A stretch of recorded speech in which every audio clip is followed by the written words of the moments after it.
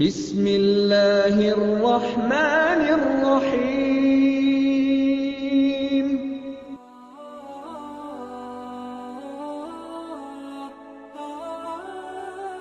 Ciri tentang bidadari surga, termasuk ibu-ibu muslimah yang mendengarkan ceramah ini, semuanya akan menjadi wanita ahli surga dan di atas tadi bidadari. Nah, yang kita sebutkan ciri bidadari, maka wanita mukminah di dunia akan lebih tinggi daripada bidadari tersebut. Allah menyebutkan ciri umumnya dulu, semua wanita yang masuk surga dari penghuni dunia dan para bidadari. Allah bilang dalam surah Al-Baqarah ayat 25, A'udzubillahi minasyaitonir rajim. Walahum fiha azwajum mutahharatun wa hum fiha khalidun, dan mereka memiliki istri-istri yang suci dan mereka kekal di dalamnya.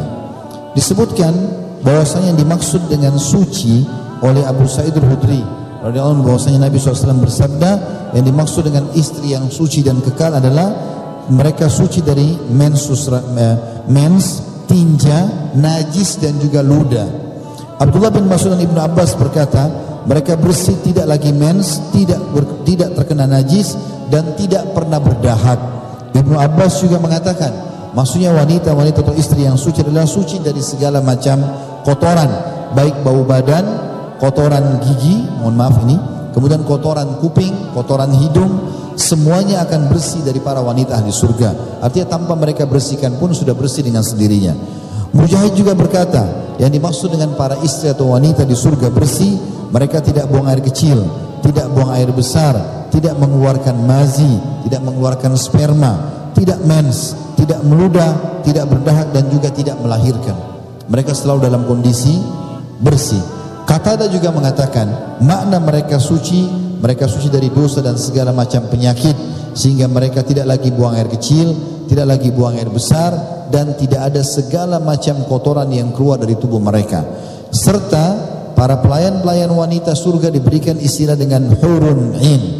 Dan makna hur dalam bahasa adalah memiliki mata yang bagian putihnya sangat putih bersih. Dan yang dimaksud dalam hur ini, makna hur, bola mata yang besar, putihnya putih bersih dan hitamnya hitam pekat, dan yang warna hitamnya berbentuk besar. Ya, kalau sekarang mungkin ada kontak lens atau soft lens, biasanya untuk memperindah mata diperbesar kontak lens itu lebih daripada ukuran bola mata yang hitam. Maka ciri bidadari surga memang bola mata yang sudah besar, yang putih-putih bersih, yang hitamnya hitam pekat dan juga berukuran besar. Itu makna daripada hur dan in. Sementara makna hur itu ya.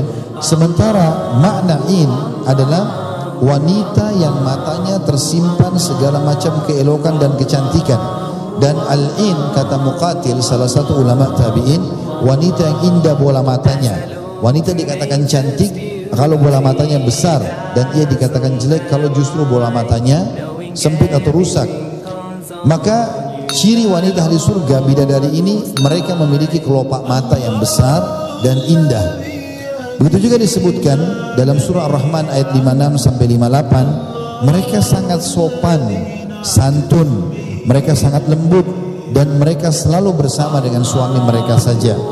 Dalam Ar-Rahman 56-58, A'udzubillahi minasyaitonir rajim, fihinna qasiratut tarfi lam yatmithunna insun qablahum wala jan fa bi ayyi ala'i rabbikuma tukadziban ka'annahunna liyaqut wal marjan. Di dalam surga itu ada bidadari-bidadari yang sopan.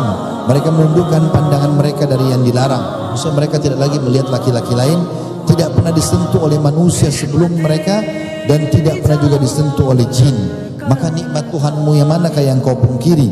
Seakan-akan bidadari-bidadari itu adalah permata yakut dan marjan. Kata Nabi SAW dalam sebuah hadis, Allah menciptakan para bidadari ini secara langsung, tidak melalui lagi proses biologis seperti manusia kita.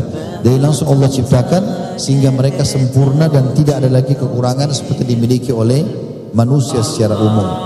Juga disebutkan dalam surah Shafat ayat 48, wa indahum qasiratut tarfi'in, dan mereka di surga nanti akan memiliki para bidadari-bidadari yang sopan, yang menundukkan pandangan mereka dan mata mereka sangat jeli atau jelita, mata mereka sangat jelita. Juga disebutkan umur mereka sebaya. baik wildan tadi, pelayan laki-laki dan juga perempuan. Mereka sebaya, mereka tidak akan pernah tua dan tidak akan muda atau kekanak-kanakan, tapi mereka akan selalu sebaya. Dalam surah Shad ayat 52, artinya tidak akan pernah lagi tua. Dari sisi mereka, wa indahum qasiratu tarfi atrab, dan mereka di sisi mereka ada bidadari-bidadari yang menundukkan pandangan dan sebaya umurnya. Ciri-ciri bidadari ini, mereka akan dipingit di kemah-kemah. Bidadari tidak akan keluar dari istananya, sebagaimana penghuni wanita surga juga akan masuk ke istana mereka dan mereka tidak akan keluar lagi selama-lamanya, karena istana itu sangat luas, fasilitasnya semuanya ada. Dan makna dipingit adalah mereka tidak akan pernah dilihat dan disentuh oleh orang lain kecuali suami mereka. Dalam surah Rahman ayat 72 Allah mengatakan hurun maksuratun fil khiyam, bidadari-bidadari yang jelita, putih bersih dipingit dalam kemah. Kemudian yang kedua cirinya, mereka sangat memiliki kecantikan wajah dan bagus akhlaknya, sehingga setiap kali suaminya melihat pasti merasa tentram dan nyaman. Allah mengatakan dalam Ar-Rahman ayat 70, fihinna khairatun hisan, di dalam surga itu terdapat bidadari-bidadari yang baik lagi cantik-cantik. Yang ketiga, mereka selalu perawan, penuh rasa cinta dan selalu sebaya. Jadi setiap kali, maaf ini memang begitu dalam bahasa para ulama menafsirkan Al-Waqiah 35-38, setiap kali digauli oleh istrinya mereka akan kembali perawan, terus begitu, tidak akan pernah hilang atau berhenti. Allah menyebutkan dalam Al-Waqiah 35-38, a'udzu billahi minasyaitonir rajim, inna ansha'nahunna insya'a faja'alnahunna abkara uruban atraba li ashabil yamin. Sesungguhnya kami ciptakan mereka para bidadari ini secara langsung dan kami jadikan mereka gadis-gadis perawan selamanya, penuh dengan cinta lagi sebaya umurnya. Kami ciptakan mereka untuk orang-orang golongan kanan atau ahli surga. Juga di antara ciri bidadari adalah badan-badan mereka berisi. Maaf saya bahasakan ini karena memang begitu dalam ayat. Ya, dikatakan dalam surah An-Naba ayat 31 sampai 33, a'udzubillahi minasyaitonir rajim, innalil muttaqina mafaza hadaika wa anaba wa kawaiba atraba. Kalau Bapak Ibu baca tafsir ini nanti bisa semakna dengan itu. Sesungguhnya orang-orang yang bertakwa mendapatkan kemenangan, yaitu kebun-kebun dan buah anggur dan gadis-gadis remaja yang sebaya. Dan makna wa kawaiba atraba, kata sebagian ulama diantaranya adalah disebutkan Al-Kalbi mengatakan mereka wanita-wanita yang memiliki badan yang berisi dan mohon maaf ini memiliki payudara yang sempurna. Ini disebutkan makna wa kawaiba atraba. Ciri mereka juga mereka memiliki kulit yang mulus dan tidak akan pernah keriput, tidak akan pernah berubah, tidak akan pernah berubah. Disebutkan dalam hadis Bukhari, sungguh pergi di jalan Allah pada pagi hari dan sore hari adalah lebih baik daripada dunia dan seluruh isinya. Pergi berjihad, menuntut ilmu, mencari rezeki yang halal, itu di sisi Allah lebih baik daripada dunia dan seluruh isinya. Sungguh busur panah salah seorang dari kalian kalau masuk ke surga nanti, dan tempat tali panahnya di surga lebih baik daripada dunia dan seluruh isinya. Kalau sekiranya salah seorang bidadari surga datang ke dunia, maka pasti ia menyinari langit dan bumi dan memenuhi antara langit dan bumi dengan aroma yang harum semerbak. Sungguh tutup kepala salah seorang atau jilbab atau kudung yang dipakai oleh wanita di surga lebih baik daripada surga, lebih baik daripada surga dan seluruh isinya. Artinya mungkin dari maksudnya lebih baik daripada dunia seluruh isinya ya. Artinya di sini wanita-wanita tersebut Allah SWT akan berikan kelebihan yang luar biasa. Ya, sampai dikatakan wanita-wanita di surga adalah wanita yang kalau dilihat oleh para suami mereka, maka mereka bisa terlihat bisa terlihat sumsum tulang betis mereka dari luar. Di surga tidak ada lagi orang yang bujangan. Ya, artinya ini hadis sahih riwayat Bukhari Muslim. Artinya orang yang meninggal gadis belum sempat menikah, ya, atau mungkin dia janda dan tidak menikah lagi sampai dia meninggal, maka dia akan dinikahkan oleh Allah SWT dengan salah satu dari ahli surga. Kalau ada dia laki-laki bujang belum menikah, maka dia akan dinikahkan dengan bidadari. Kalau sudah menikah, maka dia akan membawa istrinya tersebut kalau sama-sama beriman di surga, dan dia akan ditambahkan dengan bidadari tersebut. Karena memang di surga nanti itu kehidupannya akan didampingi oleh istri dan juga para bidadari tersebut, sebagaimana ayat-ayat Al-Quran menjelaskan masalah itu. Juga disebutkan di dalam hadis yang sahih riwayat Imam Ahmad, setiap penghuni surga akan memiliki 2 orang istri dari bidadari yang bermata jelita. Masing-masing dari keduanya mengenakan 70 pakaian dan sumsum tulang betis mereka dilihat dari luar pakaian mereka. Maksudnya saking putihnya gitu ya. Saya tutup tentang masalah bidadari ini karena banyak sekali hadisnya. Tapi ada hadis yang mulia. Ada sahabat berkata, saya pernah bertanya kepada Nabi SAW, terangkan kepadaku mengenai firman Allah Azza wa Jalla, hurun in, bidadari yang bermata jelita. Maka Nabi SAW mengatakan, hur maksudnya adalah putih dan in adalah mata besar.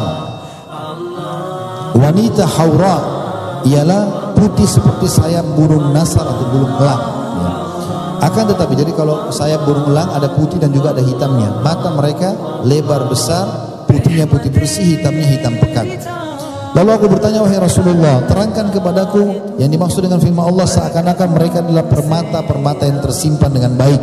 Maka Nabi SAW mengatakan, warna putih kulit mereka seperti warna putih mutiara yang ada dalam kerang yang tidak pernah disentuh oleh tangan siapapun. Lalu aku bertanya lagi, wahai Rasulullah, terangkan kepadaku tentang maksud firman Allah, di dalam surga itu terdapat bidadari-bidadari yang baik-baik lagi cantik-cantik.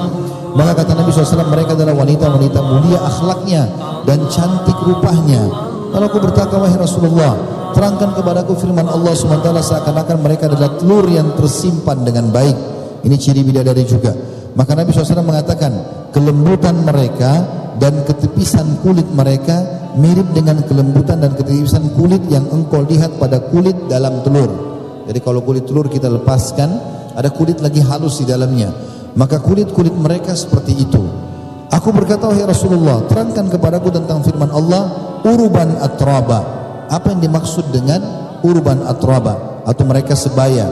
Kata Nabi SAW, mereka wanita-wanita yang tertahan di dunia dalam keadaan tua renta, penglihatannya kabur dan kotor bulu alisnya.